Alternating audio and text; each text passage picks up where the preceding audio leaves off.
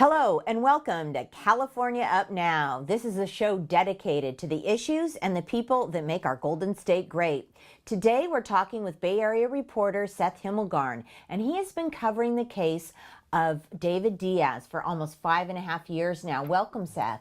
Hi, thank you. Sure. Tell us, why is this story so intriguing? You've been covering it, as you said, 5.5 years, for 5.5 years. Take us back and bring us up to date. What's going on? Well, the story started in June 2011 when Freddie Canuel Arguello's body was found in Buena Vista Park, which isn't too far from here. That's near the Haight-Ashbury neighborhood. So his body was found burned and half naked. So that obviously started attracting attention right there. David Diaz was arrested about a month later and put in jail. And what came out during trial was when David testified, he said that he and Freddie had gone to Buena Vista Park to have sex, and during their encounter, according to David, Freddie asked him to choke him, and David said that he choked him, and after a minute or so realized that Freddie wasn't responding anymore, and I think once he realized that Freddie was dead, he said that he set a fire inside a recycling bin and placed it next to Freddie's body in order to attract help. And so in 2014, there was a trial in that case, and David was charged with murder. Prosecutors had tried to convince jurors that David had meant to rob Freddie, and that's why he had killed Freddie. But jurors actually acquitted David of murder and found him guilty of involuntary manslaughter. They didn't feel like there was enough evidence to convict David of murder. So shortly after the verdict, David was released from jail. He'd also been convicted of arson, but a judge had actually dismissed that charge. So why do you think they went so lenient on him, or do you feel that way? I think the jurors convicted David of what they really felt like they could convict him of. They felt like there was enough of a reasonable doubt that the most they could the most they could convict him of was involuntary manslaughter. And so because David had already served, I think by that time it was close to 3 years in jail, he had already done the time that they could sentence him to. So he was released shortly after that. And then, a few months later, there were some arsons in the Castro district. And someone from News Up Now, as a matter of fact, was a victim of that, Right. had their car burned, and it was, I think, upward of 5 or 6 cars that were burned around this area, right? It was something like that. I think that David was only charged with setting fire to one car along with the Up Hair salon. And so he was arrested again in January 2015 and eventually took a plea deal in which he pleaded guilty to a burglary charge and possession of an incendiary device.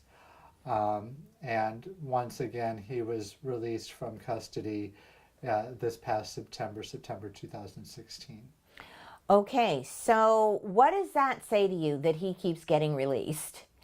I think they are holding him in custody as long as they can. I think because of the way the law is set up, they can only keep someone in jail for so long.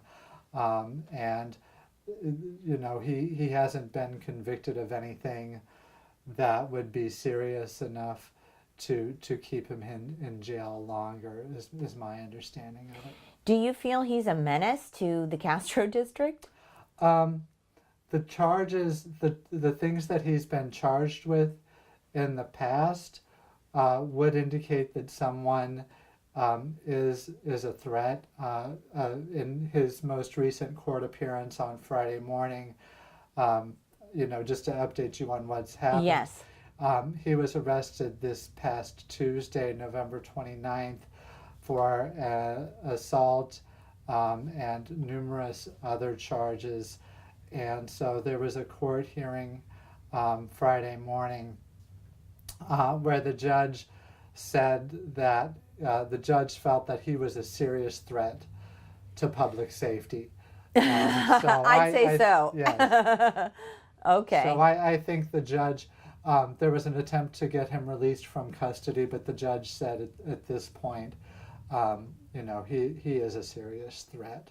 So there is another hearing in that case coming up in a few days. I think the probation department, even before this most recent incident, had tried to get him back into custody because when he was released in the arson case, he was released on mandatory supervision. So he was released from custody, but he was still supposed to be wearing an ankle monitor and I think checking in with probation. And apparently something happened where the probation department felt that he was not compliant. So even before this week, the probation department had wanted to have his mandatory supervision revoked. I see. Okay. All right. We're going to take a break and we'll be right back on California Up Now. Book your wedding day with us. Salon DNA, 415-956-1909.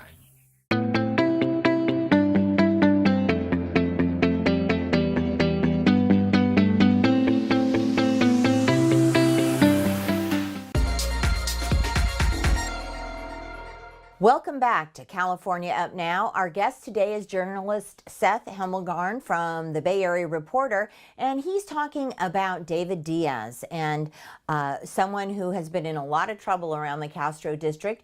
We said earlier that he has an upcoming court date. What do you know about that? Well, I think what they're going to talk about is whether they're going to keep him on mandatory supervision or whether he's going to be kept in jail to serve more time. So it's impossible to know at this point for me what the judge is going to decide. I think it's also possible we'll know more then about whether the district attorney's office is going to charge him in the case from this week, or whether they're just going to keep him in jail and discharge the assault and other charges from this week. Because what they could do is charge him in the case from this week and start a whole new process and a whole new case. But I don't know yet whether that's going to happen, and I think in court Thursday we'll probably hear more about that. So in your opinion, somebody who has lit numerous fires, obviously has some sort of problem, arson, he's a firebug, and he's assaulted several people, allegedly. Is the monitoring enough for him?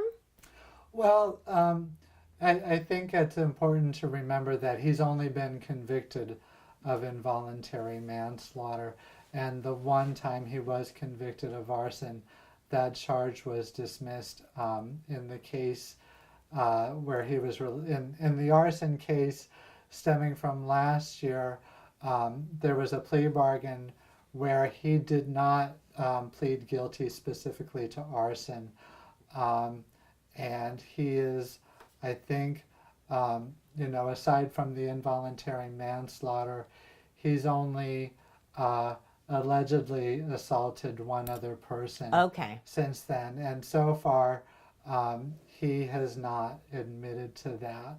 But I mean, I think it's very understandable how people are concerned about him, and I think a lot of people have been concerned about him Wandering being the out of jail. neighborhood. Yes. Okay. All right. Well, we're going to switch gears now and talk about a terrible thing that happened in Oakland this weekend. Excuse me, there was a large warehouse fire. We know so far that 24 people have died. Tell us what you know about the fire. The information that I have is pretty preliminary from various media reports. But as you said, so far I think 24 people have been confirmed dead.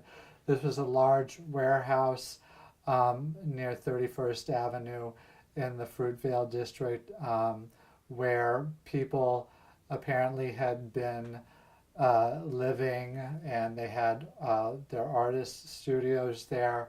And Friday night there was supposed to be a large dance party there with I've heard at least 100 people. And many of them young people in their 20s. And right. And I did hear a quote from a fire official saying that you either got out or you died. And how does this happen? Well, apparently it was really hard to get out of this building. There was kind of an improvised staircase going from the second floor to the first floor. I think that was made out of wooden pallets. From what I've heard, the second floor was pretty much a maze.